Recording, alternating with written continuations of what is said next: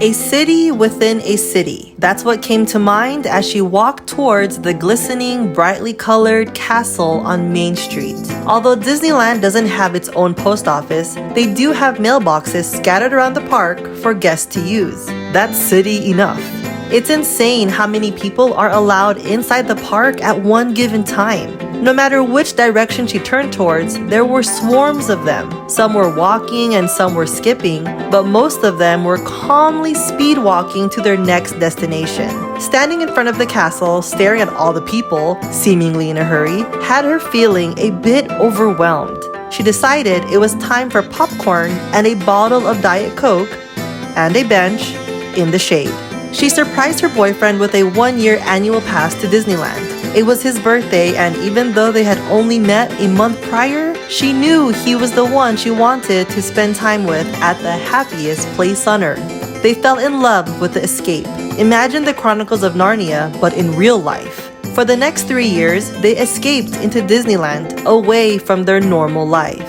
There is no such thing as forever. That's what her dad says, and he was right. Within a blink of an eye, the city they were escaping from bled its way into the city they escaped to.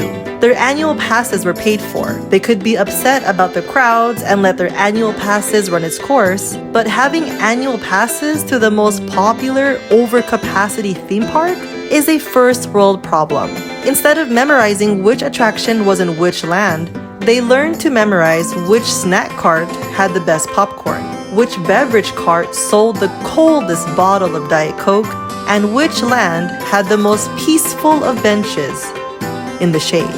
They sat down, munched on their snack, sipped on their soda, and watched as groups of people continuously walked past them. As she was reaching for more popcorn, she turned to her boyfriend. This feels so weird.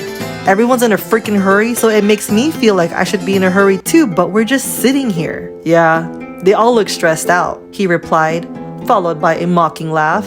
That used to be us. As much as she wanted to hate Disneyland for how busy their park became, she couldn't. Disneyland taught her how to sit still in a world that doesn't seem to know the meaning, both outside the park and inside the park. Disneyland taught her how to observe others without absorbing their hustle-bustle energy. Disneyland taught her how to slow down and smell the freshly popped, buttery popcorn. This short story is inspired by Ariel Maymay.